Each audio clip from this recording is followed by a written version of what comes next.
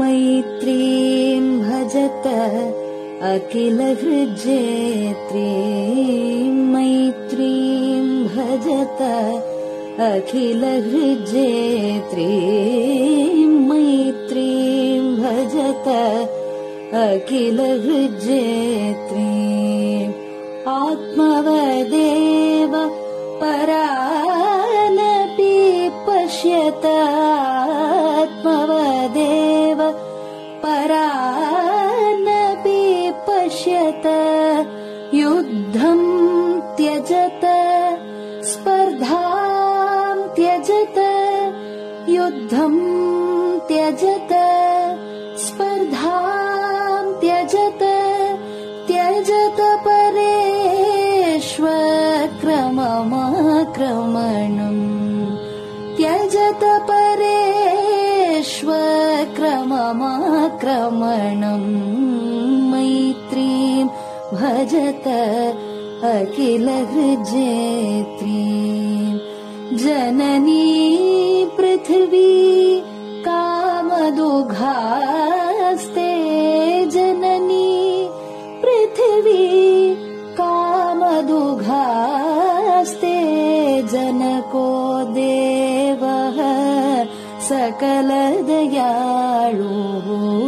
जनको देवः सकलदयाळुः दाम्यतदत्त दयद्वं जनतां दाम्यतदत्त दयद्वं जनतां श्रेयो भूयात् सकलजनानां श्रेयो भूयात् सकलजनानां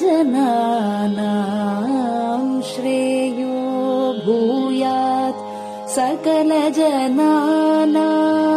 श्रेयो भूयात् सकलजनानां श्रेयो भूयात् सकलजनानां.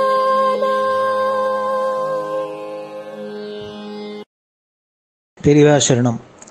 மைத்ரீம் பஜத பாடியவர் குமாரி சிவஸ்ரீ ஸ்கந்தபிரசாத். பெரியவா சரணம். வணக்கம். பெரியவா வானொலியின் காலை நிகழ்ச்சிகளுக்கு உங்களை அன்புடன் வரவேற்கிறோம். முதலில் பெரியவா சுப்பிரபாதம்.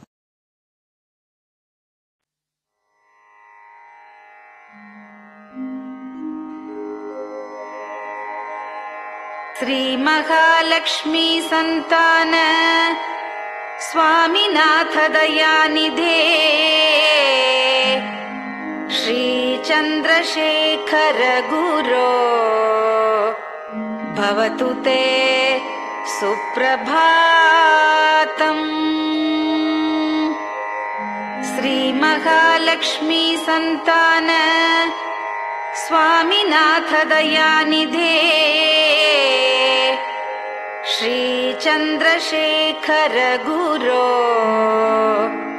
भवतु ते सुप्रभातम्. सुब्रह्मण्यार्य कुमार श्रुतिसारस्वरूपिणे भगवच्छंकराचार्य भवतु ते सुप्रभातम्. सुब्रह्मण्यार्य कुमार श्रुतिसारस्वरूपिणे भगवच्छंकराचार्य भवतु ते सुप्रभातम्. उत्तिष्ठ स्वाम्यधिष्ठानात् जगद्गुरु महाप्रभो कामकोटिमटेशाय भवतु ते सुप्रभातम्. उत्तिष्ठ स्वाम्यधिष्ठानात् जगद्गुरु महाप्रभो कामकोटिमटेशाय भवतु ते सुप्रभातम्। निर्गुणाय निर्मलाय मायातीतस्वरूपिणे आत्मविदां वरेण्याय भवतु ते सुप्रभातम्। निर्गुणाय निर्मलाय मायातीतस्वरूपिणे आत्मविदां वरेण्याय भवतु ते सुप्रभातम्। साधुसङ्गसमूहाय सर्वज्ञ सर्वसाक्षिणे सत्यधर्मशरीराय भवतु ते सुप्रभातम्। साधुसङ्गसमूहाय सर्वज्ञ सर्वसाक्षिणे सत्यधर्मशरीराय भवतु ते सुप्रभातम्। वेदशास्त्रसुरक्षार्थम् सन्न्यासतिलकान्विते शीघ्रमागच्छ भगवन् देहि मे दिव्यदर्शनम्। वेदशास्त्रसुरक्षार्थम् सन्न्यासतिलकान्विते शीघ्रमागच्छ भगवन् देहि मे दिव्यदर्शनम्। निराहारविनिद्राय निर्मोहाय निरञ्जन अप्राकृतशरीराय त्रैलोक्यं मङ्गलं कुरु। निराहारविनिद्राय निर्मोहाय निरञ्जन अप्राकृतशरीराय त्रैलोक्यं मङ्गलं कुरु। सम्पूर्णकल्याणगुण सच्चिदानन्दमद्गुरो अत्यद्भुतचरित्राय त्रैलोक्यं मङ्गलं कुरु। सम्पूर्णकल्याणगुण सच्चिदानन्दमद्गुरो अत्यद्भुतचरित्राय त्रैलोक्यं मङ्गलं कुरु। आदिमध्यान्तरहित चराचरमयान्विते अद्भुताय अशोकाय त्रैलोक्यं मङ्गलं कुरु। आदिमध्यान्तरहित चराचरमयान्विते अद्भुताय अशोकाय त्रैलोक्यं मङ्गलं कुरु। यस्य निःश्वसितं वेदाः शरीरं धर्ममेव च तस्य सद्गुरुवर्यस्य कीर्तिः वर्धतु वर्धतु। यस्य निःश्वसितं वेदाः शरीरं धर्ममेव च तस्य सद्गुरुवर्यस्य कीर्तिः वर्धतु वर्धतु।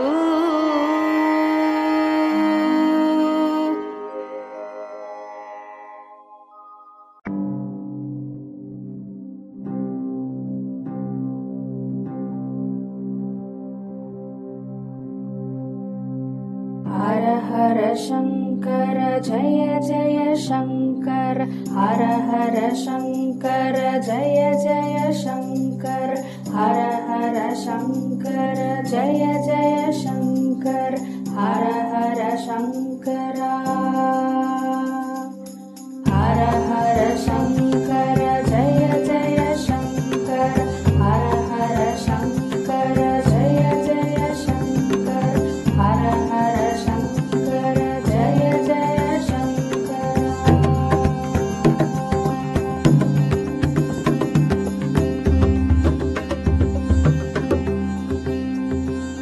श्रुति स्मृति पुराणानाम् आलयं करुणालयं नमामि भगवत्पादं शङ्करं लोकशङ्करं श्रुति स्मृति पुराणानाम् आलयं करुणालयं नमामि भगवत्पादं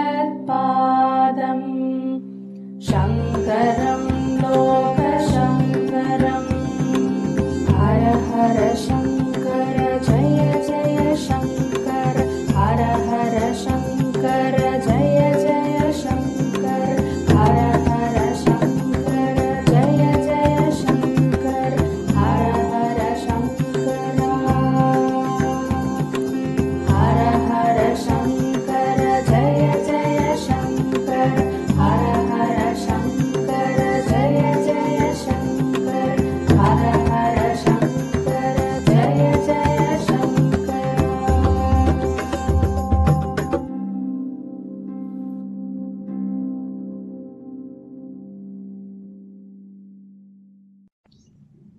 பெரியவாச்சரணம். பெரியவா கராவலம்பம். பாடியவர் ஸ்ரீமதி லதா ஸ்ரீதரன் அவர்கள். प्रातः स्मरामि भवदीयमुखारविन्दम् मन्दस्मितं च जनितापहरं जनानाम् प्रातः स्मरामि भवदीयमुखारविन्दम् मन्दस्मितं च जनितापहरं जनानाम् सम्पत्करीं च भवतोऽत्र कटाक्षलक्ष्मीं काञ्चीमठेश मम देहि करावलम्बम् सम्पत्करीं च भवतोऽत्र कटाक्षलक्ष्मीं काञ्चीमठेश मम देहि करावलम्बम् काञ्चीमठेश मम देहि करावलम्बम्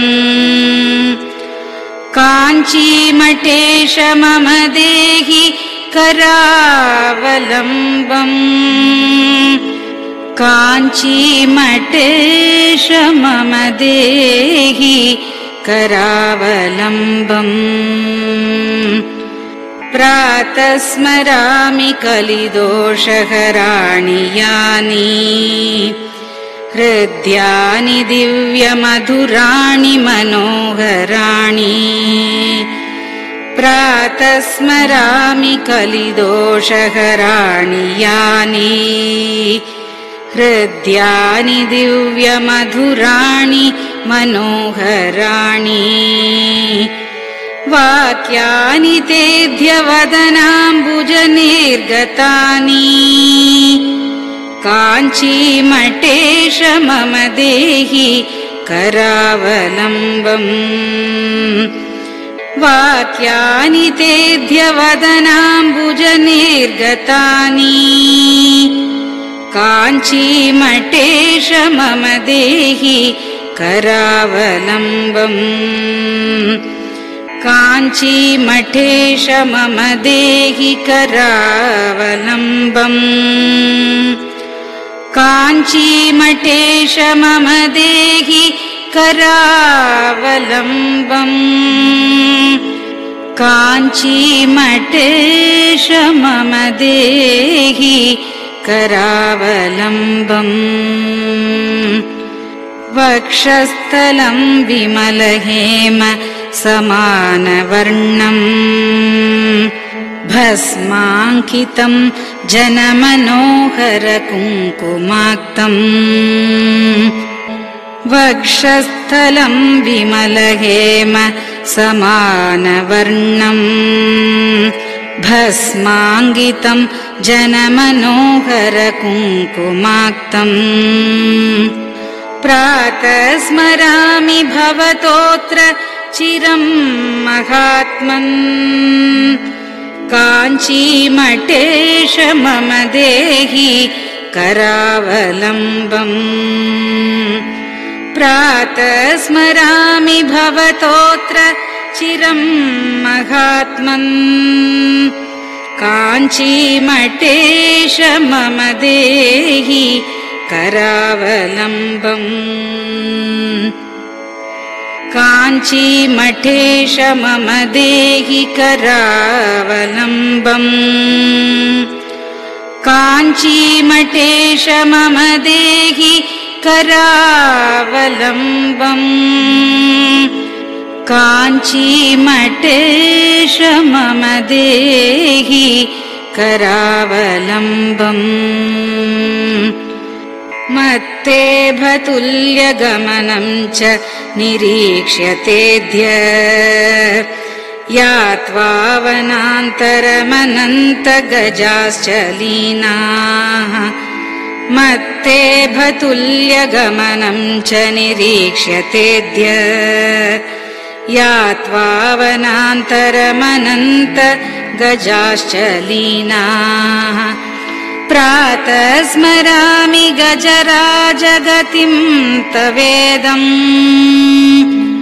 काञ्चीमठेश मम देहि करावलम्बम्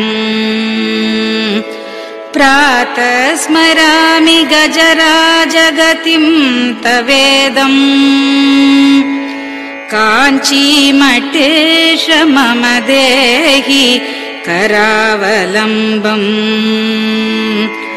काञ्चीमठेश मम देहि करावलम्बम् काञ्चीमठेश मम देहि करावलम्बम्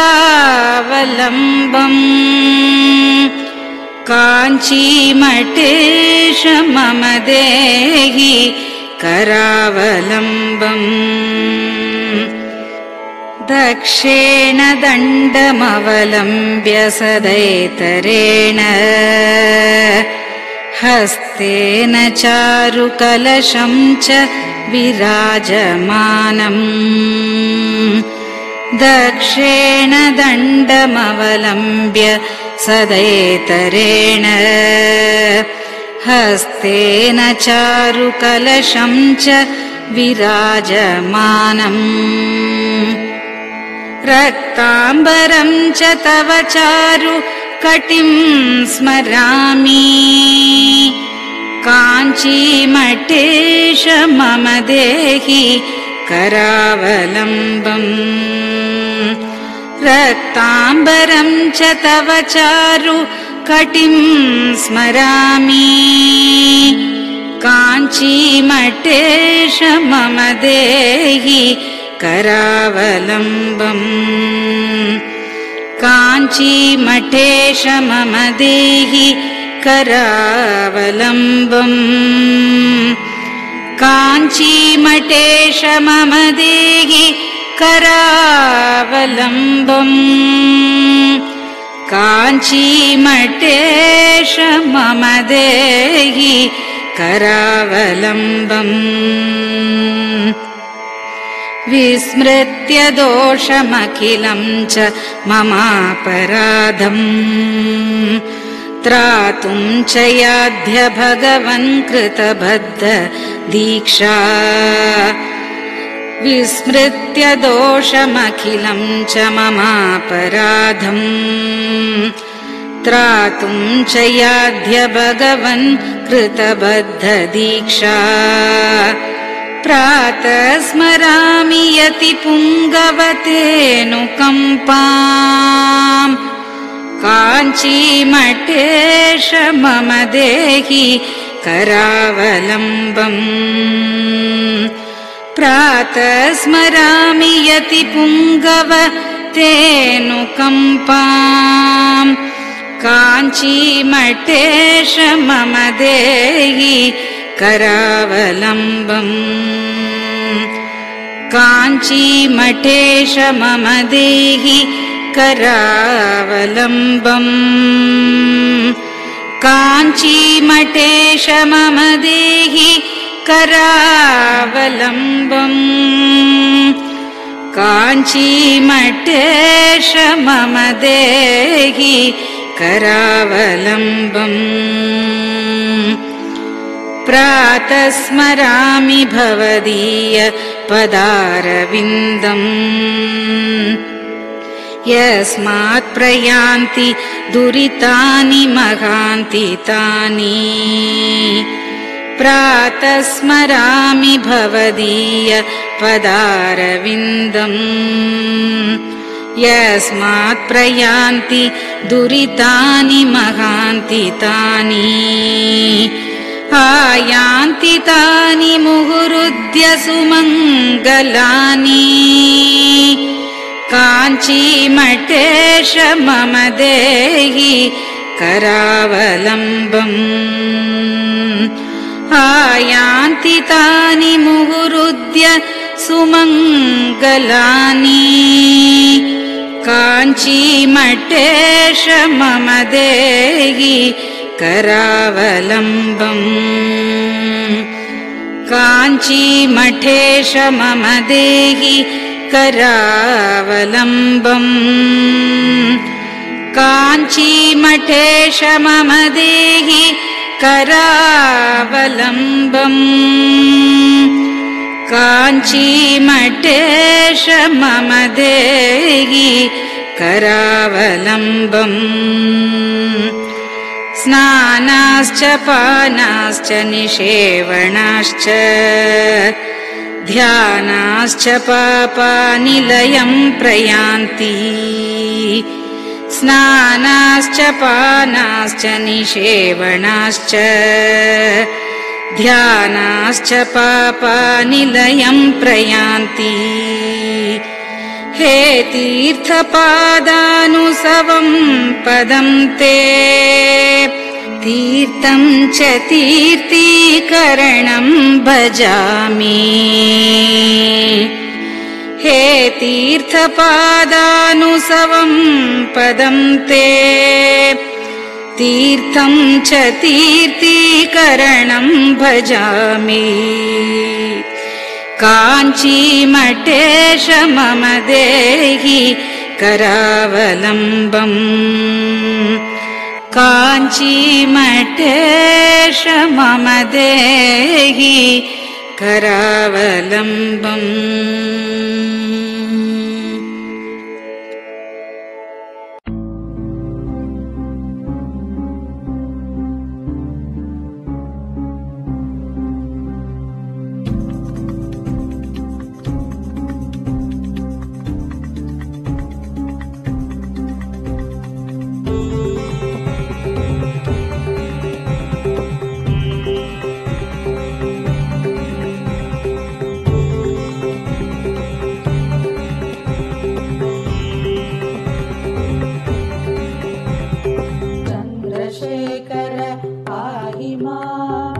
चन्द्रशेखर रक्ष माम् चन्द्रशेखर पाहि माम् जय चन्द्रशेखर रक्ष माम् हर हर शम्भो शिव शिव शम्भो हर हर शम्भो शिव शिव शम्भो हर हर शम्भो शिव शिव शम्भो हर हर शम्भो शिव शिव शम्भो चन्द्रशेखर पाहि माम् चन्द्रशेखर रक्ष माम् चन्द्रशेखर पाहि माम् जय चन्द्रशेखर रक्ष माम् हर हर शम्भो शिव शिव शम्भो हर हर शम्भो शिव शिव शम्भो हर हर शम्भो शिव शिव शम्भो हर हर शम्भो शिव शिव शम्भो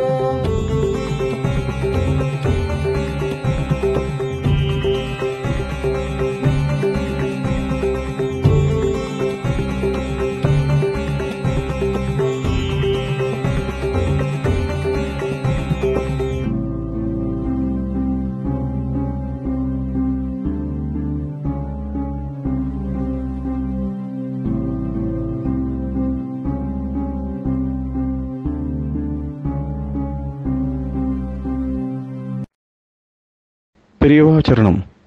நீங்கள் கேட்க இருப்பது பெரியவா குரல். மகா பெரியவா உபன்யாசங்களில் இருந்து சில பகுதிகள். நமः பார்வதி பதயே. கோவிந்தநாம கீர்த்தனம். சோன்னுட்டு ஒரு நதி இருக்கு, சோனபத்ரம்னு பேர் இருக்கு. துங்காபத்ரான் ரெண்டு நதி, சோனபத்ரான் ரெண்டு நதி பேர் வடக்கு. அங்க சோனம்னா சிகப்புன்னு அர்த்தம். அதான் சோனாத்துல மூணு பேர். அருணம்னா சிகப்பு, சோனம்னா சிகப்பு. சோனம்னு அந்த ஜலமே இதுவா இருக்கும். அதுல கல் நிறைய வந்து கிடக்கும். அதுல அந்த கல்லெல்லாம் அதுல சிகப்பு, நல்ல சிகப்பு கல், சிந்தூரங்கல் மாதிரி அவ்வளவு கல் சிகப்பா இருக்கும் அதனுடைய விஷயத்துல. நான் கூட நேராக போயிருந்தேன். நான் கூட நிறைய பொறுக்கி கொண்டு வந்திருக்கேன். அதுதான் பிள்ளை விக்னேஸ்வரர். அந்த கல்ல இருந்தால் விக்னேஸ்வரத்தை வைக்கிறது. அதனால இந்த அதே மாதிரி ஸ்வர்ணமுகின்னு இங்கே காளஹஸ்திக்கிட்டே இருக்கு. அதுதான் அது ஒவ்வொரு கல்லையும் ஒவ்வொரு பக்கம் தங்கம் இருக்கும். மைக்கா மாதிரி இருக்கும், சில மைக்கா இருக்கும், சில நிறைய தங்கமாக இருக்கும். அதான் இந்த மைக்கா மைன்ஸு கூடூர் பக்கத்தில் கொஞ்சம் ஜாஸ்தி. அதனால தான் அங்கே இருந்த அந்த ஸ்வர்ணமுகி நதியில் இந்த தங்க ரேக்கா இருக்க முடியாத மைக்காவும் இருக்கும், சில தங்கமாயும் இருக்கும். அதில் இப்போ கோலார் கோல் ஃபீட்ஸ் அங்கேருந்து வரதா இருந்தாலும் தங்கமும் கலந்து வரும் அங்கே. அதுலேருந்து அந்த பிராந்தத்தில் இருக்கிறதெல்லாம் அப்படி சில கல்லில் தங்கம் பாதி இருக்கிறது அம்பாள் சொர்க்கம். அது சுவர்ணமுகின்னு. இந்த சுத்த ஸ்படிகம் இங்கே வல்லம்னு ஒரு ஊர் இருக்கு இருக்க தஞ்சாவூர்லேருந்து. கலெக்டர் ஆஃபீஸ் எல்லாம் வல்லத்தில் தான் வச்சுருக்கு, தஞ்சாவூர் கலெக்டர் ஆஃபீஸு. அந்த ஊரில் வஜ்ரதீர்த்தம்னு ஒரு தீர்த்தம் இருக்குது. அது எல்லாரும் கார்த்திகை ஞாயிற்றுக்கிழமை விசேஷமாக ஸ்நானம் பண்ணுவேன். தீர்த்தம்னா வெட்டினது இல்லை, இது இயற்கையிலேயே அமைஞ்சிருக்கு. ஒரு பெரிய ராக் பாறைகளில் அமைஞ்சிருக்கு. அந்த ஊரில் எங்கே பார்த்தாலும் பழைய நாளில் இந்த இதெல்லாம் மூக்கநாடி இந்த ஸ்பெக்டிகல்ஸ் வரத்துக்குள்ளே முந்தி வல்லத்துக்கல்ல தான் பெபிள்ஸ் வல்லத்துக்கல்ல தேய்ச்சி அப்போ மூக்கநாடி போட்டுட்டு வழக்கம். வல்லத்தில் தான் கல், அந்த ஸ்பட்டிக கல் கிடைக்கும்னு சொல்லி. அந்த ஸ்பட்டிக கல்லையே முத்தி இருந்தால் அதுக்கு வைரம். மரத்தில் முத்தினது வைரம் ஒல்லி உள்ள இருக்குது. இந்த மாதிரி ஸ்பட்டிக கல்லில் முத்தினதுக்கு வைரம்னு விஷயமாக தான். அதுக்கப்புறம் அது வேலை செஞ்சுதானா வைரம்னு வேறு இருக்குது. வைரம்னா மரத்தினுடைய நடுவில் எல்லாம் வைரம் பாஞ்சு போச்சுன்னு சொல்கிறது. அந்த மாதிரி இந்த ஸ்படிக்க கல்லில் ரொம்ப நாளாக இருந்து வைரம் பாஞ்சு போயிட்டு தானே அதுக்கு காதில் போட்டுக்கிற வைரம்னு வேறு. அந்த மத்தியில் இருக்கக்கூடிய ஸ்படிக்க நிலையில் இருக்கிறது தான் சூரியன்னு வேறு. ஏன்னா ஸ்படிக்கிறது தான் சூரியக்கிரணம் விழுந்து அதுக்கப்புறம் அது அதனுடைய தாகசக்தி எல்லாம் உண்டாருது, கன்வெர்ஜ் ஆகிறது ரேஸ் எல்லாம். அந்த மாதிரி ஸ்படிகம் சூரியன். இந்த சோனபுத்திரில் இருக்க முடியான சில பிள்ளையார், ஸ்வர்ணமுகரில் இருக்க முடியானது அம்பாள். ஒன்றுக்கும் கைகால் வச்சு உருவமே கிடையாது. உருவமெல்லாம் தியானம் பண்ணிக்க வேண்டியதான் பஞ்சாயத்து பூஜையில். சாலக்கிராமம் மகாவிஷ்ணு நாராயணன், மத்தியில் நர்மதையில் சிவலிங்கம். இந்த மாதிரி தான் பஞ்சாயத்தன பூஜைன்னு நம்ம வீடுகள் எல்லாம் ஏற்பட்டிருக்குது. இந்த இது நர்மதை மத்தியில் இருக்குதுன்னு சொன்னேன். நர்மதா மகாநதி அந்த அந்த ஒரு ஓங்கார குண்டத்தில், அந்த குண்டத்தில் தான் ஆடுறது. இந்த பானாகாரமாக இருக்க முடியாத பானலிங்கம் வேற எங்கேயும் கிடையாது நர்மதியில். இங்கே சாலிகிராமங்கிறது கண்டகி பிராந்தத்தை முழுக்க சாலிகிராம சிலையாக தான் இருக்குது. ரொம்ப தூரத்துக்கு எங்கே பார்த்தாலும் கிடைக்கிறது சாலிகிராம சிலை. இந்த சோழ நதி உற்பத்தியாவது முடிகிற வரைக்கும் எங்கே பார்த்தாலும் சோனபுத்திர விக்னேஸ்வரர் கிடைக்கிறாருங்க. அதில் ஆச்சாரியா அந்த நர்மதியில் இருக்க முடியாத இந்த ஓங்காரலிங்கத்தையும் ஜோதிர்லிங்கத்தை ஒன்றாக இது பண்ணியிருக்கா. இதில் ஒவ்வொரு ஸ்லோகங்கள்லையும் கணக்கு எழுதுறதெல்லாம் ராமாயணம் இத்தனை வருஷத்துக்கு அப்புறம் எழுதியிருக்கா, பாரதம் இத்தனை வருஷத்துக்கு அப்புறம் எழுதியிருக்கா, புராணங்கள்லாம் இத்தனை வருஷத்துக்கு அப்புறம் எழுதியிருக்கா அப்படின்னு ஏதோ ஒரு ரிசர்ச் பண்ணுறவெல்லாம் ஒரு கணக்கு சொல்லிகிட்டே இருக்கா. ஒவ்வொருத்தரும் ஒன்று சொல்கிறா, அப்புறம் அது தப்பு சொல்கிறா. அப்புறம் க்ஷேத்திர புராணங்கள்லாம் ரொம்ப சமீபத்தில் 100 வருஷம் 150 வருஷத்துக்குள்ளே ஒவ்வொரு ஊர்லேயும் அவள் ஊருக்கு கௌரவத்துக்காக எழுதி வச்சுக்க இந்த க்ஷேத்திர புராணங்கள்லாம் அப்படின்ட்டு இப்போ ரிசர்ச் பண்ணுறவ எல்லாரும் ஆராய்ச்சி பண்ணுறவெல்லாம் அப்படி நினச்சிட்டு இருக்கா. ராமாயண பாரதமே கொஞ்சம் அலட்சியம் தான் அவளுக்கு. புராணம் தான் முதல் அலட்சியம். அதுக்கப்புறம் கொஞ்சம் மரியாதை ராமாயண பாரதத்தில். ஸ்தல புராணம்னா ரொம்ப மதிப்பு குறைச்சல் அப்படின்ட்டு அப்படி நினைச்சுட்டு இருக்கா எல்லாரும். நான் ஸ்தல புராணத்தில் இருக்கிற தர்மம் பெரிய புராணங்கள் எல்லாம் இல்லை, ஸ்மிருதி தர்மசாஸ்திரங்கள்ல கூட இல்லை, அவ்வளவு தானே இருக்கு. ஒவ்வொரு லிங்கங்களை பத்தியும் ஒவ்வொரு க்ஷேத்திரத்தை பத்தியும் ஸ்தல புராணம் நிறைய சொல்லியிருக்கு. அதை பார்த்தா ஸ்தல புராணம் படிச்சா போறோம்னு தோன்றது எனக்கு. அந்த புராணங்கள் அந்த ராமாயண பாரதம் கூட வேண்டாம். ஒவ்வொரு ஸ்தல புராணங்களும் இன்னொரு புராணத்தில் அந்தர்கதம் 18 புராணத்துல அப்படின்னு சொல்லி ஒவ்வொரு க்ஷேத்திர மகாத்தையும் சொல்லியிருக்கு. ஸ்தல புராணங்கள்லாம் 100-200 வருஷத்துக்கு முந்தினது கிடையவே கிடையாதுன்னு தீர்மானம் ஆராய்ச்சி பண்றவளுக்கு. ஆனா எனக்கு பட்சி தீர்த்தம்னு ஒரு க்ஷேத்திரம் இருக்கு. இப்போ அந்த பட்சி தீர்த்தம்னா அதுக்கு இந்த நாயன்மார்கள் பாடுறதுக்கு வந்ததே 1200 1300 வருஷம் ஆச்சுன்னு தீர்மானமா அது ஒத்துக்கிறா. அன்னைக்கே கழுகு குன்றத்துலன்னு எழுதியிருக்காரு அவர். அன்னைக்கே கொண்டு கழுகு வந்துருக்கு அந்த ஊர்ல. அதுக்கே கழுகு குன்றம்னு அப்பவே பிடிச்சி பேர் ஏற்பட்டிருக்கு. அதனால பட்சி தீர்த்தங்கிற பேரை முதல்ல இவருடைய 1200 வருஷத்துக்கு முந்தையாவது இந்த பேர் இருந்திருக்கணும். அதனால இந்த கஷேத்திரத்துல அது பட்சி வருது அது வருதுன்னு இன்னைக்கு எழுதியிருக்கிற புராணத்துல பார்த்தோம்னா இது 1300 வருஷத்துக்கு இருக்க முடியாது. அன்னைக்கு கழுகுன்றத்துல என்ன அவர் சொல்லணும்னா எத்தனை நாளா கழுகுன்றதுக்கு பேர் இருந்து அவரும் இது கழுகுன்றன்னு பேர் சொல்லியிருக்கணும் அவர்.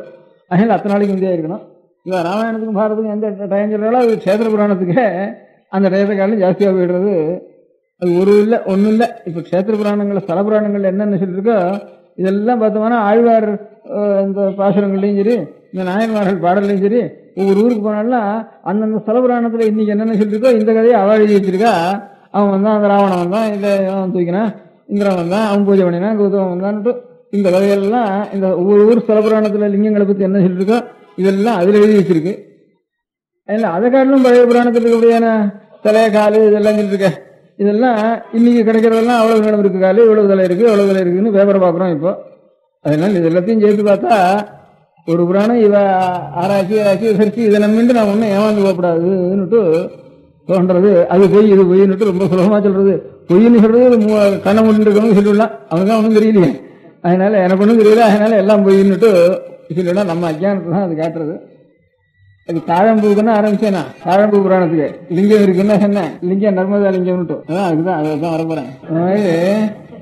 அந்த இது எங்கேயோ போயிட்டு அது இருக்க வேண்டியிருக்கு. இதோ கதை சொல்லிட்டு அது இருக்க வேண்டியிருக்கு. ஒவ்வொரு கோவிலையும் நீங்க பார்த்தீங்கன்னா தெரியும், பின்னால சிவன் கோவிலுக்கு பின்னால கர்ப்பரகத்துக்கு பின்னால இந்த ஹம்சமும் இந்த வராகமும் இன்னும் இந்த பிரம்ம விஷ்ணுக்களும் சில நேரம் பிரம்ம விஷ்ணு இருப்பா இருக்க மாட்டா. ஹம்சம் வராகவும் நிச்சயம் இருக்கும். இந்த வராக ரூபாயும் கீழே பேத்துல வருவதாகவும் படத்துல வருவதாகவும் இந்த லிங்கத்துக்கு ஓவலா இந்த லிங்கத்திலேயே ஒரு 20 சர்க்கிள் ஒன்று போட்டு அதில் சாமி முழுக்க இருப்பார்.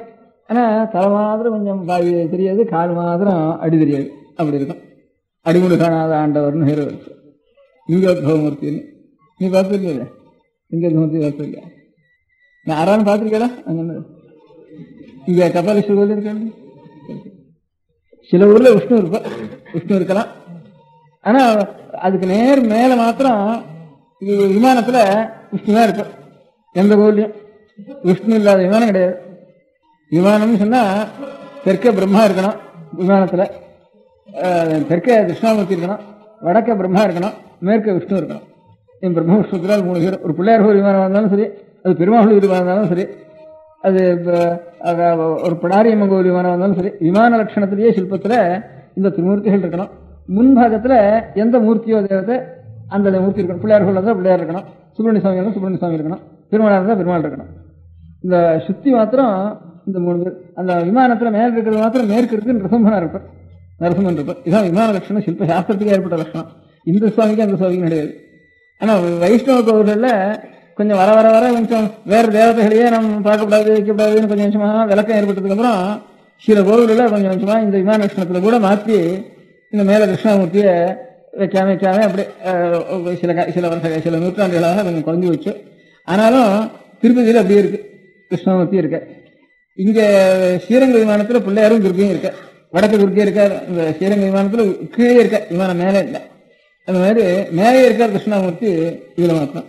பாக்கி எந்த விமானத்தை பார்த்தாலும் இந்த தெற்கு கிருஷ்ணாமூர்த்தி, மேற்க இவர், வடக்க 3 பேரும் நிச்சயமா விமான லட்சண பிரகாரம் திரும்பிருப்பார். எந்த கஷேத்திரங்கள்ல இதை மாதிரியோ அந்த கஷேத்திரத்துக்கு வைபவம் இன்னும் இருக்கும். விஷ்ணு கஷேத்திரத்துக்கு, ஸ்ரீரங்கத்துக்கும் திருப்பதிக்கும் அந்த விமானத்தோட லட்சணத்தை அதுக்காகவே பெரிய எல்லாரும் இதை நான் ஒன்றும் மாற்றப்படாதுன்னுட்டு அப்படியே வச்சுட்டு அப்படியே ரட்சிச்சுருக்கேன். அதுக்கு மகிமை இருக்கத்தான் இருக்கு இந்த க்ஷேத்திரங்களுக்கு. அந்த மாதிரி விமான லட்சணம். அந்த மாதிரி இப்போ லிங்கோத்பவமூர்த்தி மேற்கே இருப்பார், சில இடங்களில் விஷ்ணு இருப்பார், ஆனால் மேலே மாத்திரம் நரசிம்மசுவாமி எல்லாத்துக்கும் இருப்பார். அந்த மாதிரி ஒரு இடத்துல தாழம்புக்கு சுவாமி பொய் சொன்னாங்கிறதுனால தாழம்பு வச்சுக்கிறது இல்லைன்னுட்டு சிவனுக்கு தாழம்பு வைக்கவேப்படாது அப்படின்னு ஒரு சாஸ்திர சம்பிரதாயம். அந்த மாதிரி இடத்துல ஒரு ஆற்றுல எனக்கு தெரிஞ்சது, ஒரு ஆற்றுல தாழம்பு கொண்டு வந்தா எங்கள் ஆற்றுல தாழம்பு வச்சுக்கிறது இல்லை அப்படின்னு சொல்லிட்டு இருந்தேன். எனக்கு ரொம்ப பால்யத்திலேயே நான் சுவாமியோட சன்னியாசியாக போகிறதுக்கு முந்தைய விட்டு கேட்டிருக்கேன். அது எங்கள் ஆற்றுல ரொம்ப பழகின வீட்டில் தாழம்பு வச்சுக்கிறது இல்லை எங்கள் ஆற்றுல என்று சொல்லிட்டு இருந்தேன்.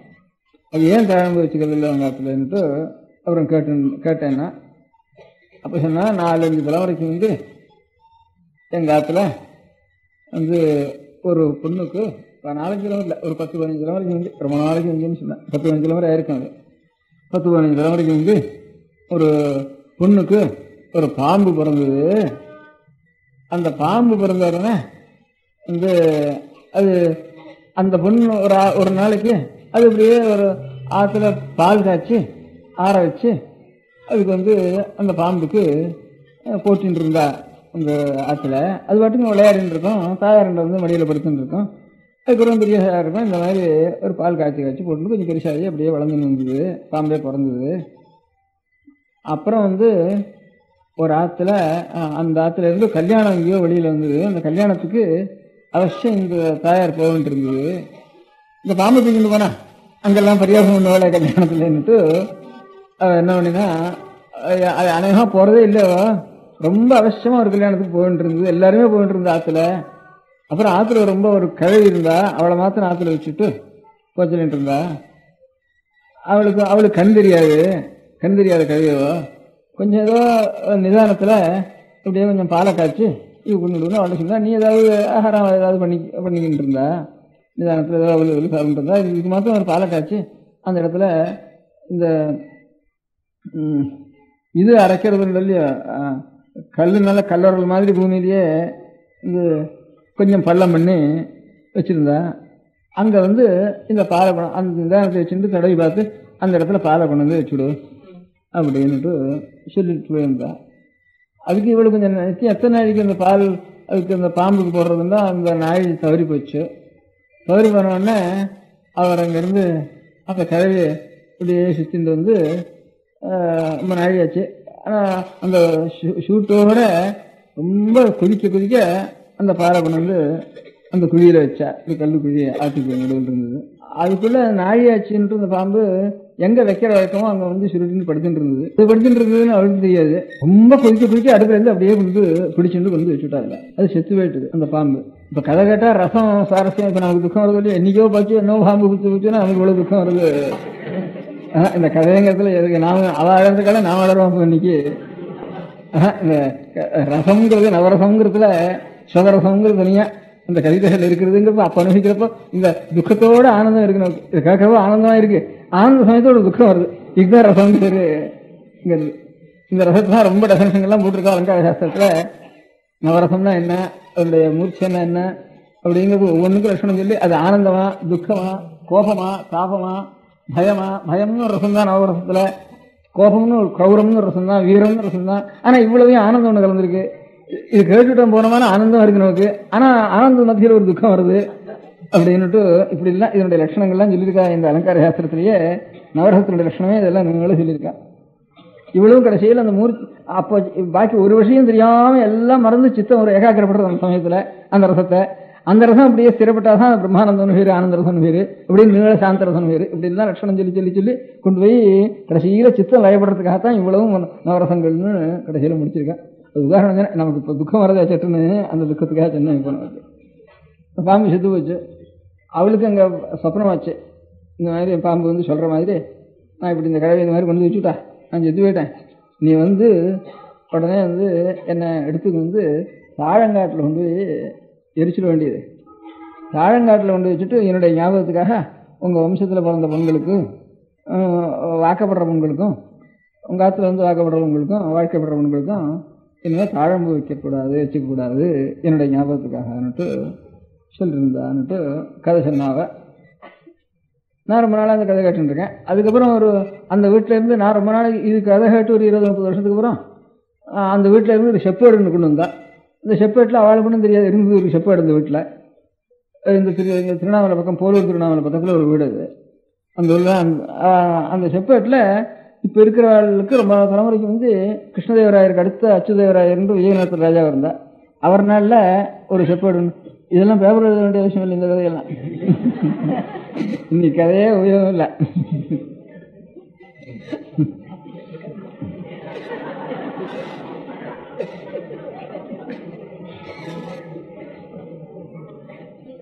அந்த செப்பேட்டில் என்ன இருந்தது, நிலக்க இன்னாருடைய 108 பிராமணாள் போட்டு அவ பேரெல்லாம் போட்டு அவ இன்ன வேதம் படித்தவா இவ்வளோ சாஸ்திரம் படித்தவா அப்படின்னு போட்டு அவளுக்கெல்லாம் நிலம் ராஜா இத்தனை நிலம் கொடுத்துருக்கான் அவளுக்கு அப்படின்னு எழுதியிருக்கு. அந்த நாள்லாம் ராஜாவுக்கு கொடுக்குறதுன்னா சில சத்திரிய ராஜாக்கள் உண்டு, சூத்திர ராஜாக்கள் உண்டு. சூத்திர ராஜாக்களாக இருக்கிறவா அந்த நாள் ரொம்ப சிஷ்டாலா ரொம்ப நியமமாக இருக்கிறவா சூத்திர ராஜாக்கள் இடத்துல இருந்தாலன்னா இவளுக்கு ஒரு பயம், அவள் வாங்கிக்குவாளோ சத்திரியாளாக இருந்தால் வாங்கிக்குவா அல்லது சூத்திராளாக இருந்தால் வாங்கிக்குவாளோ வாங்கிக்க மாட்டாளோன்னு இப்படி ஒரு பயம் அவளுக்கு ராஜாக்களுக்கு. இப்போ அப்படிதான் இந்த நகரத்தாரெல்லாம் இந்த இது பண்ணுற காலத்தில் அன்னதான சத்திரம் வாங்குற காலத்தில் நாம் போட்டோம்னா ரொம்ப சிஷ்டாலாம் யோக்கியாலாக இருக்கிற சாப்பிடுவாளோ சாப்பிட மாட்டாளோன்னுட்டு இப்போ நகரத்தார் அன்னதான மன்றத்துலலாம் ஆரோ ஒரு பிராமணனுக்கு அந்த நிலத்திலலாம் தானம் பண்ணிவிட்டு அவன் திரும்பியும் எழுதி வைக்கிற மாதிரி எழுதி வச்சு அப்படியே தான் அநேக அன்னசத்திரங்களை அப்படியே தான் இப்போ எழுதி வச்சிருக்கா. இப்போ இருக்கிற நகரத்தார்னால கூட நாம் அதுக்கு ஒரு அபசாரமாக இருந்தால் கூட பாத்திரம் வாங்கக்கூடாது அப்படின்னுட்டு அதே மாதிரி அந்த ராஜாக்கள் நாளில் பழைய நாளில் என்ன ஒரு பிராமணனுக்கு இவ்வளவு நிலத்தையும் கொடுத்துடுறது. அந்த ஒரு பிராமணனுக்கு கொடுத்துட்டு அவன் என்ன பண்ணுவான், இத்தனை பேருக்கு 108 பேருக்கு நான் தானம் பண்ணினேன்னுட்டு அவன் எழுதுவான். அவனுக்கு சாஸ்திர பிரகாரம் ஒருத்தர் இடத்துல இருந்து பிரதிக்கிரகம் வாங்கிடுவானா அதில் முக்கால்வாசி இது பண்ணிட்டுவானா தானம் பண்ணிட்டுவானா இவனுக்கு பிரதிக்கிற தோஷமும் போயிடுறது. அவளுக்கு இவனிடத்துல எது வாங்கிறதுன்னு தவிர இன்னொரு அவன் பார்த்து சத்வாத்திரமோ இல்லையோ ராஜா அப்படின்னு ராஜ பிரதிகிரகங்கிறதுக்கே ஒரு தோஷம் உண்டு தனியா. ஜாதியை தவிர ராஜாவிடத்திலே வாங்கப்பட தனிஷத்துல இடத்துல வாங்கினாலும் வாங்கினா ராஜாவிடத்துல வாங்கக்கூடாது. ராஜா எத்தனையோ தப்பு எல்லாம் பண்ணியிருப்பான், அதனால அவனோட ராஜ பிரதிகிரகம் வாங்கப்படாதுன்னு அப்படி ஒரு தோஷம் உண்டு. பிரதிகிரகமே தப்புன்னு உதவ வச்சுக்குவா. அதுவே அவங்க தியாகிர்வாள் கூட்டாளி ராஜா கூட்டாலும் கூட எவன் கூப்பிட்டா கூட மாட்டேன்னுட்டு அப்படி சொல்லிட்டு இருந்தா. சில பேர் பார்த்துக்குவா, அவனுடைய குணாகுணங்களை பார்த்துக்குவா. அதெல்லாம் பார்த்து பெரியவாளாக இருக்கிறவா அங்கீகரிப்பாளோ அங்கீகரிக்க மாட்டாளோங்கிறதுக்காக ஒரு உத்தமமான பிராமணனை பார்த்து ரொம்ப சிஷ்டனை பார்த்து அவனுக்கு கொடுத்து அவனுக்கு அந்த பிரதிகிற தோஷம் வாங்கின தோஷம் வராமல் இருக்கிறதுக்காக இப்படிலாம் பண்ணி அந்த செப்பேட்டில் இப்படி எல்லாம் இருந்தது. இந்த பிராமணனுக்கு எல்லாம் கொடுத்துட்டான். அவன் 108 பேருக்கு இவன் தானம் பண்ணி கொடுத்தான் அப்படின்னு அதில் எழுதியிருந்தது. அதில் எழுதின உடனே அந்த இப்போது 108 பேரும் காணும் இப்போ அந்த ஊரில். ஆனால் மனையனே நிவேசனம் இந்த கிணறு அதெல்லாம் மாத்திரம் இருக்கு நிலக்க. இவன் ஒரு வீடு தான் இருக்கு. கடைசியில் 6 வாங்கினானோ அந்த வம்சத்தினுடைய ஒரு வீடு தான் இப்போ பாக்கி இருக்கு. அந்த வம்சம் எப்படி தெரியுதுன்னாக்கா ஒவ்வொருத்தருக்கும் கோத்திரம் போட்டிருக்கு, சூத்திரம் போட்டிருக்கு. இப்போ இருக்கிறவனுடைய கோத்திரம் இருக்குது, சூத்திரம் இருக்குது. அதில் பேர் என்ன இருக்குன்னா இப்போ இருக்கிற தலைமுறையில் இருக்கிறவனுக்கு ஒருத்தனுக்கு ராமச்சந்திரன் பேர் இருக்குது, நாகேஸ்வரன் அப்பனுக்கு ராமச்சந்திரன் பேர், பிள்ளை வரைக்கும் நாகேஸ்வரன் பேர் இப்போ இருக்கு. யஜ்ஞேஸ்வரனுக்கு பேர், நாகேஸ்வரன் பேர், ராமச்சந்திரன் பேர். இதே 3 தலைமுறை தான் சொல்லியிருக்கு. அதே நாகேஸ்வரன், யஜ்ஞேஸ்வரன், ராமச்சந்திரன் இதே 15 தலைமுறைக்கு போட்டிருக்கு. இவனுடைய பிள்ளை இவனுடைய பேருன்னு சொல்றப்போ இப்போ எந்த பேர் 3 பேர் இருக்கும் 3 தலைமுறையில் இதே பேர் தான் அங்கே நாகேஸ்வரன் போட்டிருக்கு. நாகேஸ்வரன் போட்டதுனால பாம்புக்காக வச்சுட்டான்னு நான் தீர்மானம் பண்ணி இருக்கு. அந்த செப்போடு கொடுக்கறதுக்கு முந்தி இப்போ நாகேஸ்வரன் இப்போ இருக்கிறவங்க கூட நாகேஸ்வரன் தான் அந்த குடும்பத்தில். அதனால நாகேஸ்வரன் பேர் வச்சதுனால பாம்புனுடைய பேரத்தினால தான் நாகேஸ்வரன் பேர் வச்சுட்டான்னுட்டு இந்த தாழம்பூவும் வச்சுக்காம இருக்கிறதுனால இந்த கதை நான் இதுல இருந்து கேட்டேன். இதே மாதிரி இப்போ போன வருஷத்துல இதே மாதிரி ஒரு பொண்ணுக்கு பாம்பு பிறந்தது. அங்கிருந்து அப்புறம் செத்து போச்சுன்னு அரோ கொண்டு இதே மாதிரி கொடுத்தா அரோ பாலை கொண்டு வச்சா இதே செத்து போச்சுன்னு இப்போ பேப்பர்ல பார்த்தேன். இப்போ போன வருஷத்துல ஒரு பொண்ணுக்கு ஒரு பாம்பு பிறந்ததுன்னுட்டு. சரி, இது கதையா நினைச்சுட்டு இருந்தவன் இது இந்த ஊர்ல என்ன சமாச்சாரம் நான் சொன்ன கதை அவளுக்கு தெரியாது அப்படின்னுட்டு அவளுக்கு தெரியும். பேப்பர்காரன் நான் சொன்ன கதையிலேருந்து எழுதவும் இல்லையோ இந்த ஊர்ல என்ன பிறந்ததுன்னு யாராலும் கேட்ட பார்த்த ஞாபகம் இருக்காது. ஒரு பொண்ணுக்கு பாம்பு பிறந்ததுன்னு இப்போ ஒரு வருஷத்துக்குள்ள பேப்பர்ல பார்த்தேன் எழுதியிருந்தது. என்ன மார்வாடி வீட்லையா பாம்பு பிறந்ததா? அந்த மாதிரின்னுட்டு இந்த மாதிரி எதுக்காக சொல்றேன், இந்த புராணத்தில் இருக்கிறதுக்கெல்லாம் பேப்பர்ல வந்துருந்து. இப்போ நான் இதே மாதிரி கதையே அப்புறம் பேப்பர்ல வந்துருந்து இந்த மாதிரி புராணத்தை வச்சுட்டு இப்போ சமீபத்தில் கூட வந்தது. ரொம்ப நாளாக வந்துருக்கு.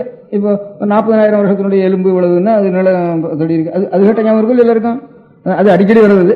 அங்கே கிடைச்சது இங்கே கிடைச்சதுன்னுட்டு அது அடிக்கடி வருதுன்னுட்டு அதனால இப்போ அந்த நாள் கதையில் அத்தனை வருஷம் இருந்தால் இத்தனை வருஷம் இருந்தால் இத்தனை வருஷம் இருந்தாங்கிறதுக்கு நமக்கு இல்லைங்கிறதுனால அதெல்லாம் பொய்ன்னு நம்ம தீர்மானம் பண்ணுறது நமக்கு தெரிஞ்சுக்கிறதுக்கு யோக்கியது இல்லைங்கிற மாதிரியோட நாம் நிறுத்தணுமே தவிர புராணத்தெல்லாம் பொய்ன்னு சொல்லக்கூடாதுன்னு அதுக்காக சொல்ல வந்தேன்.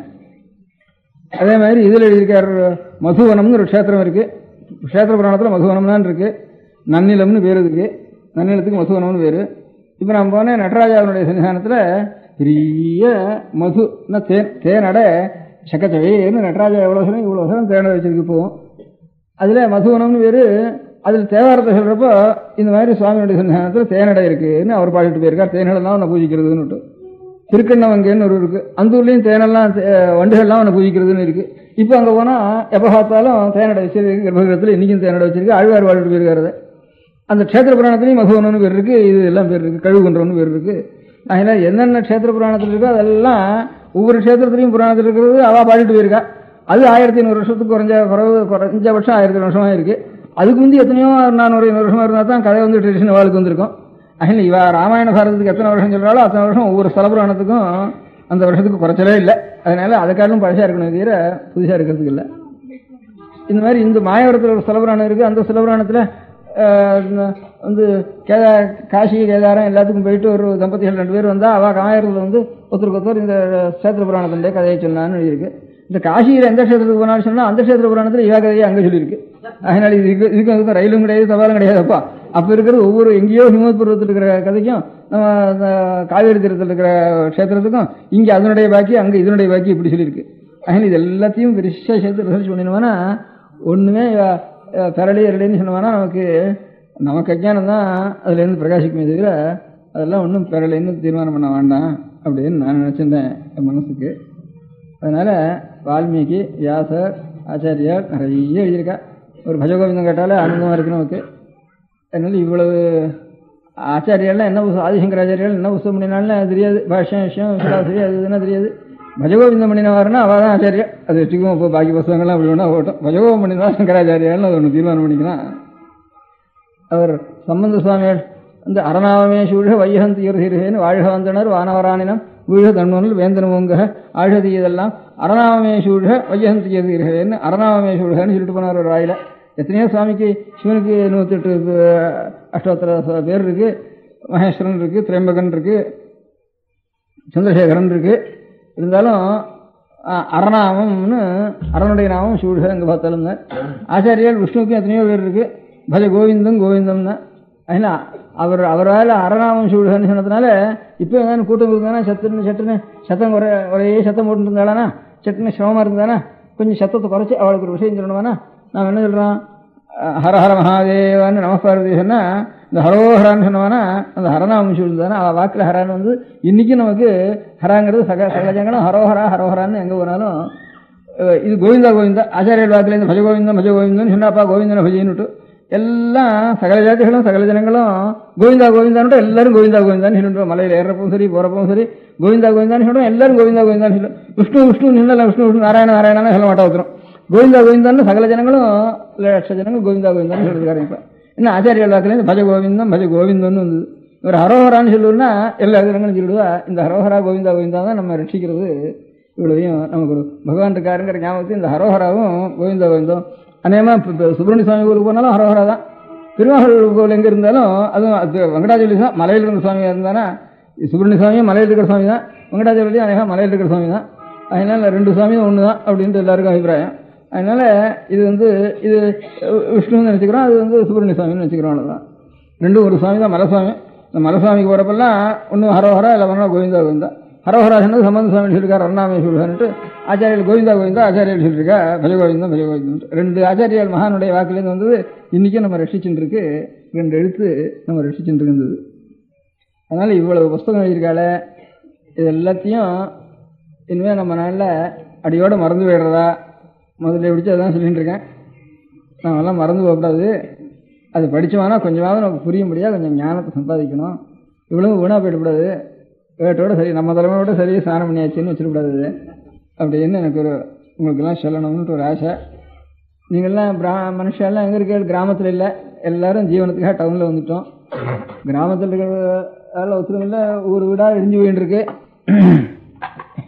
இங்கே அதுக்கு பதிலாக ஒவ்வொரு காலனியாக கட்டின்னு இருக்கோம். அங்கே இருக்கிறதெல்லாம் ஒவ்வொரு செங்கலாக பிடிச்சி விழுந்து சூர்ணமாக போயிட்டு இருக்கு, பொடி பொடியாக போயிட்டு இருக்காங்க. இங்கே ஒரு காலனி கட்டின்னு இருக்கோம். இங்கே கூட போகிறலன்னு இதை காலம் ரொம்ப ஜாஸ்தியாக இருக்கும். இன்னும் வடக்கு போயிட்டே இருக்கோம், நம்ம போட்டுக்கோம். இன்னும் மாஸ்கோ நியூயார்க்கு நூலை போயிட்டு போல இருக்கு.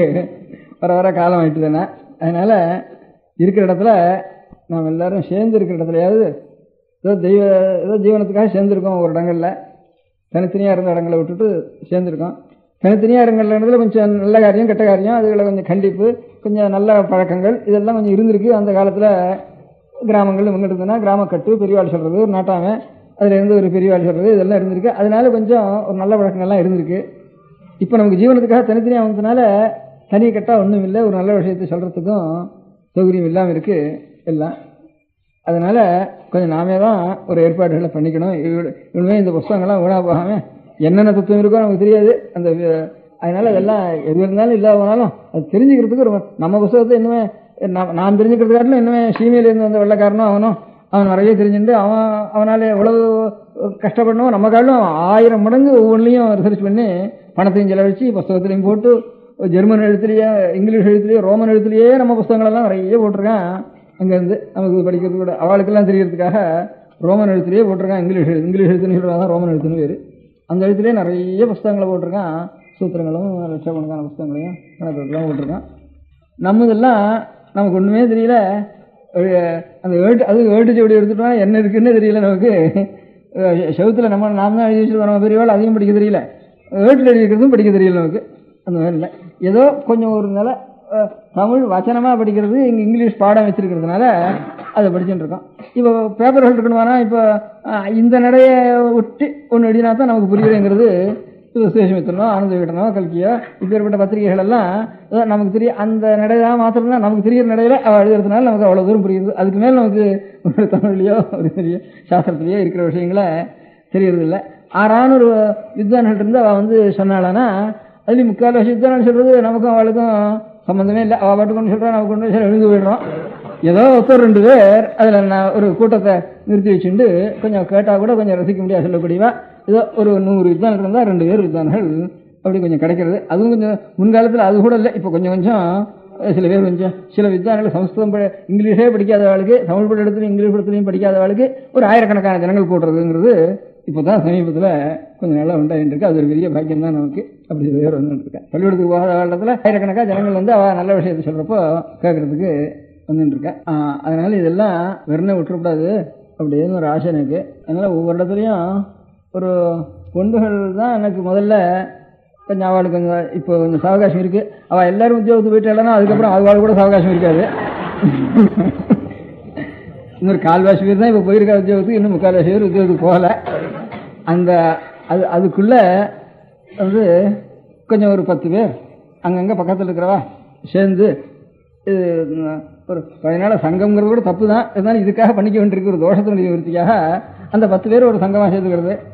சேர்ந்துட்டாலானா அவளுக்கு நான் இதெல்லாம் அப்படி எழுதி அனுப்பிச்சுட்டாலானா இந்த மாதிரி ஒரு சங்கமாக சேர்ந்துருக்கோம், எது படிக்க சொல்லிடோ அதை படிக்கிறோம் அப்படின்னு எழுதினாலானா அவளுக்கு ஏதான புஸ்தகங்களை அனுப்பிச்சுட்டு இருக்கேன். தமிழில் பழைய புஸ்தகங்களும் நமக்கு என்னதுன்னு கொஞ்சம் புரிய முடியாகவும், இல்லை சாஸ்திரங்களையும் சம்ஸ்கிருதத்தில் இருக்கக்கூடியான புஸ்தகங்களையும் அவள் தெரிஞ்சு கொள்ள முடியாகவும் கொஞ்சம் சின்ன சின்ன புஸ்தகங்களாக போட்டு நமக்கு சொல்லிக் கொடுக்குற வாக்கு இல்லாமனா கூட இப்போ ஹிந்தி, இங்கிலீஷு இதெல்லாம் தானே கற்றுக்கிறதுன்னு சில புஸ்தகங்கள் போடுறா. அந்த மாதிரியாவது சில புஸ்தகங்களை போட்டு கொடுக்க சொல்லலாம்னுட்டு ஒரு அபிப்பிராயம் எனக்கு. அந்த மாதிரி ஒரு புஸ்தகங்களை போட்டு அவளுக்கு அனுப்ப சொல்கிறேன். இன்னொன்று புஸ்தகங்களை கொஞ்சமாக தானே எழுத்து மாற்றங்கிறதுனுட்டாலனா அந்த எழுத்து தான் இப்போ இந்த ஹிந்தி ஒன்று இருக்கிறதுனால 6-10 பேரில் 2 பேருக்காவது எழுத்து தெரியும் அவளுக்கு. இப்போ இந்த தமிழ் தான் தெரியும், நாகர் எழுத்தும் அநேகமாக 10 பேரில் 10 பேர் சேர்ந்தாலும் 2 பேருக்கு தெரிஞ்சவாள் இருப்பாள். அவளை கொண்டு கொஞ்சம் அந்த எழுத்தையும் தெரிஞ்சுன்றது. அந்த எழுத்து தெரிஞ்சுட்டு அதுக்கப்புறம் ஒரு ஸ்லோகத்தை எழுதுறது. ஒரு ஸ்லோகத்தை எழுதினா ஒரு பதவரை எழுதுறது. அந்த பதவரைக்கு தமிழ் அர்த்தம் எழுதுறது. அப்புறம் பொழிப்புரை எழுதுறது. அதை அப்படியே நெட்டு பண்ணி விடுறது. அப்படி ஒரு 100 ஸ்லோகத்தை நெட்டு பண்ணிட்டாலானா வேற வித்வான் வேண்டாம், ஒன்றும் வேண்டாம். ஒரு தனித்தனியாக பதங்களை பிரிக்கிறது. அதுக்கு தமிழ் என்ன அர்த்தம், ஒன்று பொழிப்புரை அர்த்தம், கருத்துரை அர்த்தம், இவ்வளவு நெட்டு பண்ணி விடுறது. அப்படி 100 ஸ்லோகத்தை நெட்டு பண்ணிட்டாலானா அப்புறம் சாமானியமாக ஒரு ராமாயணமோ பாகவதமோ கேட்டாலானா அவளுக்கு தானா ஸ்தூலமான அர்த்தமாவது புரியறதுக்கு ஆரம்பிக்கும். அப்படி ஒரு புஸ்தகம் இருந்தது பழைய நாளில். அதுக்கு நீதிசாரம்னு பேர். நீதிசாரம் படிக்காதவோ அந்த நாளில் கிடையவே கிடையாது. அதனால் இப்போ பள்ளிக்கூடத்தில் நமக்கு பாடமே கிடையாது நீதிசாரம். சமஸ்கிருதம் எடுத்துக்கிறவளுக்கும் நீதிசாரம் பாடம் கிடையாது. நீதிசாரம் குழந்தையிலேயே 4 வயசு 5 வயசுலயே தாத்தா வந்து அழைச்சிட்டு வரப்போ சொல்லி கொடுத்துருவா. அதுக்குதான் வந்து ஒரு ஸ்லோகம் எனக்கே மறந்து போச்சு கடைசியில் ஒரு வாக்கியம். அதுக்காக தான் அவரை கூப்பிட்டு கேட்டேன் அது என்னன்னுட்டு. அவருக்கு அந்த ஸ்லோகம் தெரிஞ்சிருந்தது. நான் கூப்பிட்டு கேட்டவருக்கு அவருக்கும் கடைசியை நான் எவ்வளவு 3 சொன்னேன்னா அவ்வளவுதான் தெரிஞ்சது. எதுல பாக்கி இருந்தது அதுல சந்தேகம் இருந்தது. அதுக்காக அரையானு போய் கேட்டுட்டு வரேன்னு போனார். அவர் போய் கேட்ட உடனே பிரசித்தி காலேஜில் சம்ஸ்கிருத லெக்சரர் வசராக இருக்கார், அவருக்கு தெரிஞ்சதுன்னு சொன்னார். அவர் தான் எங்கே கேட்டதுன்னு கேட்டேன். அவர் வந்து உங்களுக்கு எங்கே படித்த சம்ஸ்கிருதம் அப்படின்னு கேட்டேன். அவருக்கு எப்படி தெரிஞ்சிருக்கணும்ட்டு. இல்லை காலேஜில் தான் படித்த சம்ஸ்கிருதம், வேற எங்கேயும் நான் படிக்கல அப்படின்னார். இப்போ காலேஜில் இது எப்படி உனக்கு அவர் சொல்லிவிட்டார். இந்த ஸ்லோகம் உனக்கு எப்படி தெரியும் காலேஜில் சொல்லிக் கொடுக்கலையே அப்படின்னு கேட்டேன். தாத்தா சொல்லி கொடுத்தாருன்னு சொன்னேன். அதனால் தாத்தா சொல்லி கொடுத்தா இதெல்லாம் வர வழக்கங்கிறது எனக்கு குழந்தைகளுக்கு இப்படியே போகிறப்போ வரப்போ அழைச்சிட்டு வரப்போ காலமே விடியாலம்புற அப்படியே குழந்தைகளை வச்சுட்டு விளையாடுறப்போ அப்படிலாம் இல்லை ஸ்நானத்துக்கு எனக்கு போகிறப்போ அதுகளுக்கு யூதிட்டு ஒரு இதை விட்டு அழைச்சிட்டு வர வழக்கம் அந்த நாளில் கொஞ்சம் குளிக்க வச்சு இல்லை ஸ்நானம் பண்ணுறப்போ கொஞ்சம் குளிப்பாட்டி குழந்தைகளுக்கு கொஞ்சம் வீதிட்டு அழைச்சிட்டு வர வழக்கம். அப்போல்லாம் சொல்லி கொடுத்துட்டே வருவா வழக்கம். நான் அதுக்கு ஒரு உதாரணம் சொல்கிறேன். இப்போ அந்த ஸ்லோகம் ஒன்றும் தெய்வ சம்பந்தமான இல்லை, தெய்வ சம்பந்தமாக எனக்கு இருக்குது. நீதிசாரம்னு ஒரு 100 ஸ்லோகம். அது சம்ஸ்கிருதத்தில் சதஸ்லோகேன பண்டிதான்னு வேறு. 100 ஸ்லோகம் நன்னா தெரிஞ்சுட்டான்னாவா அவன் தான் பண்டிதன் அப்படின்னு சதஸ்லோகேன பண்டிதான்னு வேறு. அதனால இந்த அவகாசம் கொஞ்சம் இருக்கிறதுனால பொண்டுகள்லாம் ஒரு 10 பேராக சேர்ந்து தமிழ்லையும் அதே மாதிரி சில புஸ்தகங்களையும் போட்டிருக்கேன். இன்னும் சில புஸ்தகங்களும் போட சொல்கிறேன். தமிழ்லையும் நல்ல செய்திகளை எடுத்து கொஞ்சம் பழைய செய்திகளை நல்ல மகாகவிகளுடைய வாக்கியங்களை எடுத்து அதையும் எடுத்து அதுக்கும் அர்த்தம் சம்ஸ்கிருதம் எப்படி அர்த்தம் சொல்கிறதோ அதே மாதிரி பதமாக பிரித்து அதுக்கு அர்த்தம்னு சொல்லி அப்படி ஒரு 100 ஸ்லோகம் மட்டும் அப்புறம் இலக்கணம் படிக்கணும்னா அது வேணும். அது இலக்கணம் படித்து வித்வானில் இருக்கிறோம், அவள் வேறு பாடம் சொல்கிறா வேறு இருக்கட்டும். நமக்கு விஷயம் தெரியறதுக்கு இந்த புத்தகத்தில் என்னடா இருக்குதுன்னு தெரியறதுக்கு இந்த மாதிரி ஒரு 100 ஸ்லோகமும் நம்ம தெரிஞ்சுட்டோம்னா அது நெட்டு பண்ணிட்டோம்னா நமக்கு அப்புறம் எந்த விஷயமும் நமக்கு கேட்கறதுக்காக தெரியும். முதல்ல அவள் ஏதாவது மகாவித்வானில் இருந்து சொல்லிட்டு வந்தாலும் நமக்கு கேட்கறதுக்காக நல்லா தெரியும். அந்த மாதிரி பண்ணணும், எல்லாரும் படிக்கணும் அப்படின்னுட்டு ஒரு அபிப்பிராயம். தமிழ்நாட்டில் படிக்கவே கூடாதுன்னு தான் சாஸ்திரம். இப்போ வேறு வழி இல்லையே எதுக்கு, அதனால் அவள் தானே படிக்கிருக்கா. அதனால் அவளை கொஞ்சம் பண்ணிக்க சொல்லலாம். நம பார்வதி பதயே. பெரியவா சரணம். அடுத்த நிகழ்ச்சி நித்திய குரு பாதுகா பூஜை. शुक्लां भरदरं विष्णुं शशिवर्णं चतुर्भुजं प्रसन्नवदनं ध्यायेत् सर्वविघ्नोपशान्तये. ममोपात्त समस्त दुरितक्षयद्वारा श्री परमेश्वर प्रीत्यर्थं गुरुप्रसाद सिद्ध्यर्थं गुरुप्रीत्यर्थं गुरुपादपूजाम् अद्य करिष्ये. गुरुब्रह्मा गुरुर्विष्णुर्गुरुर्देवो महेश्वरः गुरुः साक्षात् परब्रह्म तस्मै श्रीगुरवे नमः. अपारकरुणासिन्धुं ज्ञानदं शान्तरूपिणं श्रीचन्द्रशेखरगुरुं प्रणमामि मुदान्वहम्. सदाशिवसमारम्भां शङ्कराचार्यमध्यमाम् अस्मदाचार्यपर्यन्तां वन्दे गुरुपरम्पराम्. எல்லோரும் குருவை பெரிவாளை தியானம் பண்ணிண்டு அர்ச்சனை பண்ணுவோம்.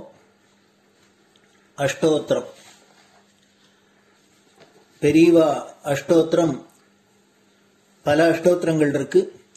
அதுல எளிமையா சுலபமா எது இருக்கோ அதை நான் இப்ப சொல்றேன். எல்லோரும் இதை கேட்டுண்டே திருப்பி சொல்ல முடிஞ்சுபா சொல்லி சொல்லி பெரிவாளுக்கு பாதத்துல ஒவ்வொரு புஷ்பத்தை அர்ச்சனை பண்ணலாம். ओम श्री कांची कामकोटि पीठाधीश्वराय नमः. श्रीमच्चंद्रशेखरेन्द्र सरस्वती गुरुभ्यो नमः. सन्यासाश्रमशिखराय नमः. काषाय दण्डधारिणे नमः. सर्वपीठापहारिणे नमः. स्वामिनाथ गुरवे नमः. करुणासागराय नमः. जगदाकर्षण शक्तिमते नमः. सर्वचराचर हृदयस्थाय नमः. ओम भक्त परिपालक श्रेष्ठाय नमः. धर्म परिपालकाय नमः. श्री जयेन्द्र सरस्वत्याचार्याय नमः. श्री विजयेन्द्र सरस्वती पूजिताय नमः. शिवशक्ति स्वरूपाय नमः. भक्ताभीष्टप्रदायकाय नमः ब्रह्मण्यपोषकाय नमः ब्रह्मविष्णुशिवैक्यस्वरूपाय नमः काञ्चीक्षेत्रवासाय नमः कैलासशिखरवासाय नमः स्वधर्मपरिपोषकाय नमः चातुर्वर्णसंरक्षकाय नमः लोकरक्षणसङ्कल्पाय नमः ॐ ब्रह्मनिष्ठापराय नमः सर्वपापहराय नमः धर्मरक्षकसन्तुष्टाय नमः भक्तार्पितधनस्वीकर्त्रे नमः सर्वोपनिषत्सारज्ञाय नमः सर्वशास्त्रगम्याय नमः सर्वलोकपितामहाय नमः भक्ताभीष्टप्रदायकाय नमः ब्रह्मण्यपोषकाय नमः नानाविधपुष्पार्चितपताय नमः रुद्राक्षक्रीडधारिणे नमः भस्मोद्धूलितविग्रहाय नमः सर्वज्ञाय नमः सर्वचराचरव्यापकाय नमः अनेकशिष्यपरिपालकाय नमः मनश्चाञ्चल्यनिवर्तकाय नमः अभयहस्ताय नमः भयापहाय नमः यज्ञपुरुषाय नमः यज्ञानुष्ठानरुचिप्रदाय नमः यज्ञसम्पन्नाय नमः यज्ञसहायकाय नमः यज्ञफलदाय नमः यज्ञप्रियाय नमः उपमानरहिताय नमः स्फटिकतुलसीरुद्राक्षहारधारिणे नमः चातुर्वर्णसमदृष्टये नमः ऋग्यजुस्साम अथर्वणादिचतुर्वेदसंरक्षकाय नमः दक्षिणामूर्तिस्वरूपाय नमः जाग्रत्स्वप्नसुषुप्ति अवस्थातीताय नमः कोटिसूर्यतुल्यतेजोमे शरीराय नमः साधुसङ्गसंरक्षकाय नमः अश्वगजगोपूजानिर्वर्तकाय नमः गुरुपादुकपूजातुरन्तराय नमः कनकाभिषिक्ताय नमः स्वर्णबिल्वदलपूजिताय नमः सर्वजीवमोक्षदाय नमः मूकवाक्ताननिपुणाय नमः नेत्रदीक्षादानाय नमः द्वादशलिङ्गस्थापकाय नमः गानरसप्रियाय नमः ब्रह्मज्ञानोपदेशकाय नमः सकलकलासिद्धिताय नमः चातुर्वर्ण्यपूजिताय नमः अनेकभाषासम्भाषणकोविताय नमः अष्टसिद्धिप्रदायकाय नमः ॐ श्री शारदामठसुस्थिताय नमः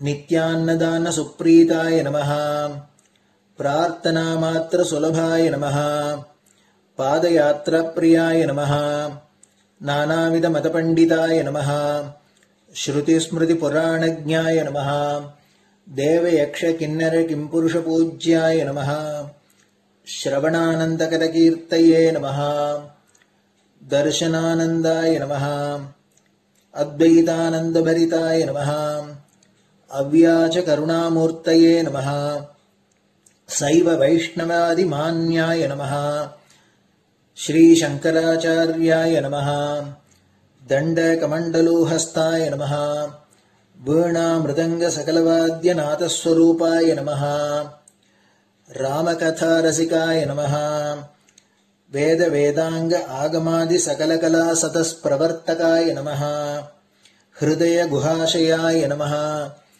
शतरुद्रीयवर्णितस्वरूपाय नमः केदारेश्वरनाथाय नमः अविद्यानाशकाय नमः निष्कामकर्मोपदेशकाय नमः लघुभक्तिमार्गोपदेशकाय नमः लिङ्गस्वरूपाय नमः सालग्रामसूक्ष्मस्वरूपाय नमः कालड्यां शङ्करकीर्तिस्तम्भनिर्माणकर्त्रे नमः जितेन्द्रियाय नमः शरणागतवत्सलाय नमः श्रीशैलशिखरवासाय नमः डमरुकनादविनोदाय नमः वृषभारूढाय नमः दुर्मदनाशकाय नमः आभिचारिकदोषहर्त्रे नमः मिताहाराय नमः मृत्युविमोचकशक्त्याय नमः श्रीचक्रार्चनतत्पराय नमः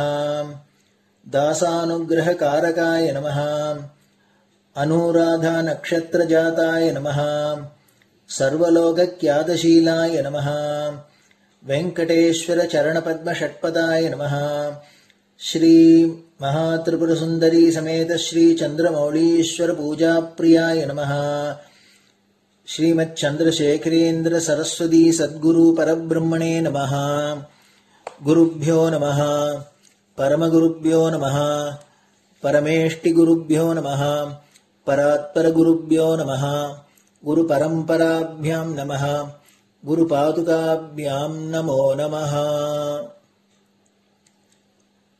அடுத்தது ஊதுபத்தி இருந்தா அதை காமிச்சு தூபம், நெய் தீபம் இருந்தா காமிச்சு அதை நெய் தீபம் தீபம் காமிச்சுட்டு நைவேத்தியம் வெத்தலைப்பாக்கு பழம் இதுலேருந்து ஆரம்பிச்சு அவளுக்கு எது சௌரியமோ அதுபடி நைவேத்தியம் பண்ணலாம். அதுக்கு அடுத்தது கற்பூர ஹாரத்தி பண்ணி எல்லோரும் பிரதட்சிண நமஸ்காரம் பண்ணி பெரியவாள்கிட்ட பிரார்த்தனை பண்ணிண்டு எல்லோரும் க்ஷேமமா இருக்கணும், லோகம் பரம மங்களமா சௌக்கியமா இருக்கணும், எல்லோரும் வியாதி வெக்க இல்லாத ஆயுராரோக்கிய ஐஸ்வர்யத்தோட சாந்தம் அமைதியோட ஞான வைராக்கியத்தோட எல்லோரும் நல்லவர்களாயிருந்து நன்மையை அடையணும்னு பிரார்த்தனை பண்ணி இந்த பூஜையை தினம் செய்யலாம். குரு பிரம்மா குருர் விஷ்ணுர் குருர் தேவோ மகேஸ்வரः குரு சாட்சாத் பரபிரம்ம தஸ்மை ஸ்ரீ குரவே நமः. அபார கருணா சிந்தும் ஞானதம் சாந்தரூபிணம் ஸ்ரீ சந்திரசேகர குரும் பிரணமாமி முதான்வகம். சதாசிவசமாரம்பாம் சங்கராச்சார்ய மத்யமாம் அஸ்மதாச்சார்ய பர்யந்தாம் வந்தே குரு பரம்பராம். குரு பாத பூஜை நிறைவடைஞ்சது. பெரியவா சரணம். திருச்சிற்றம்பலம். நிலை பெறுமாறு எண்ணுதியேல் நெஞ்சே நீவா நித்தலும் எம்பிரானுடைய கோயில் புக்கு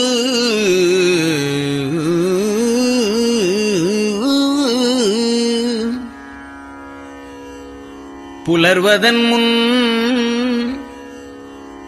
அலகிட்டு மெழுக்குமிட்டு பூமாலை புனைந்து ஏத்தி புகழ்ந்து பாடி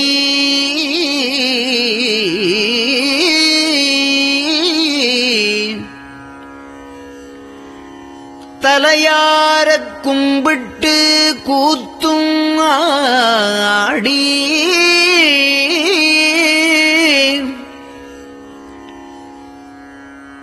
சங்கரா ஜய போற்றி போற்றி என்றும்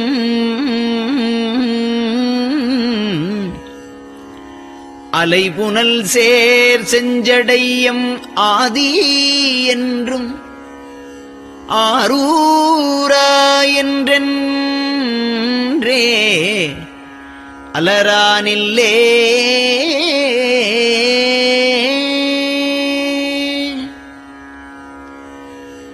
தந்தது உந்தன்னை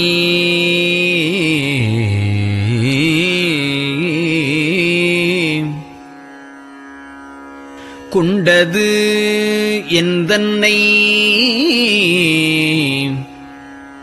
சங்கரா ஆர்கோலோ சதுரர் அந்தம் ஒன்றில்லா ஆனந்தம் பெற்றேன்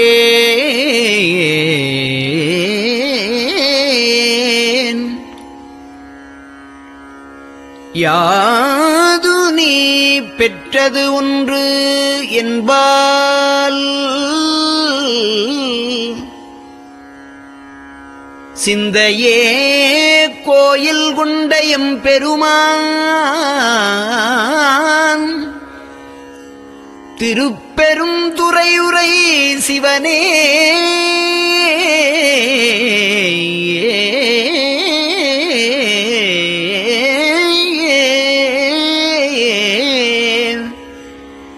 எந்த ஈசா உடல் இடம் கொண்டாய் யான் இதற்கு இலன் ஓர் கைமாறே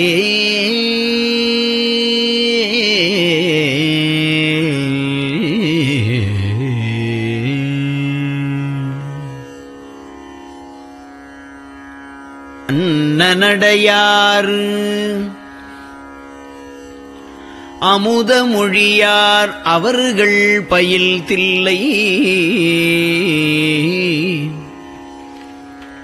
தென்னன் தமிழும் இசையும் கலந்த சிற்றம்பலம் தன்னுள்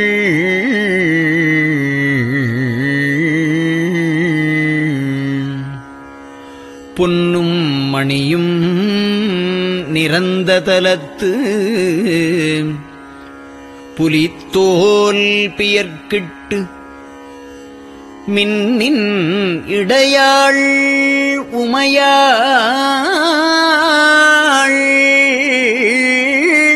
காண விகிர்தன்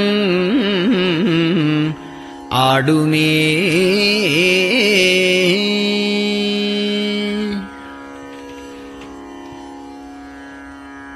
நெட்டையிலா உடல் நீத்து என்னை ஆண்ட நிகரிலா வண்ணங்களும்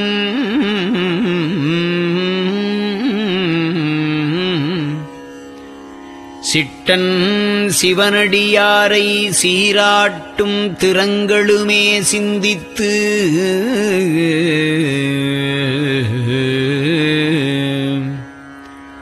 அட்டமூர்த்திக்கு என் அகம் நெகவூரும் அமிழ்தனுக்கு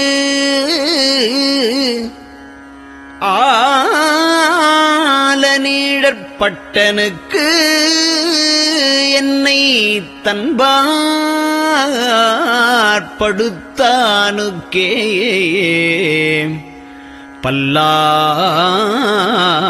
பல்லாண்டு குருதுமே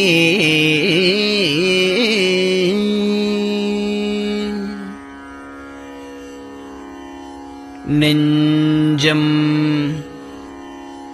ஈசனைக் காண்பதே விரும்பி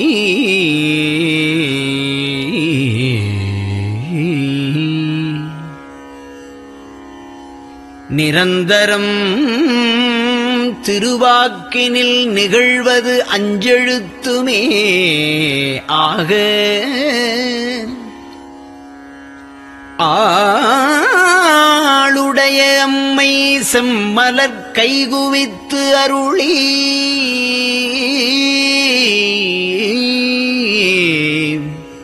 தஞ்சமாகி அரும் தவம் புரிய தரிப்பரே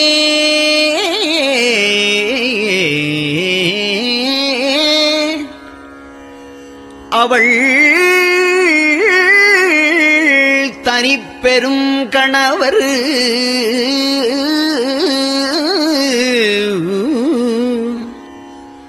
வஞ்சம் நீக்கிய மாவின் மூலத்து வந்து தோன்றினார் மலைமகள் காண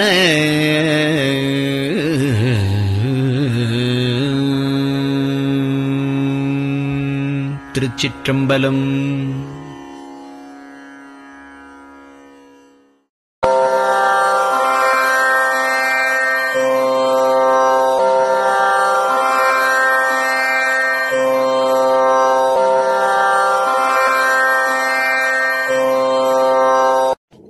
பெரியவா சரணம். பெரியவா வானொலியின் காலை நிகழ்ச்சிகள் இத்துடன் நிறைவடைகின்றன. எமது அடுத்த ஒளிபரப்பு இன்று மாலை இந்திய நேரப்படி 6 மணிக்கு துவங்கும். பெரியவா சரணம்.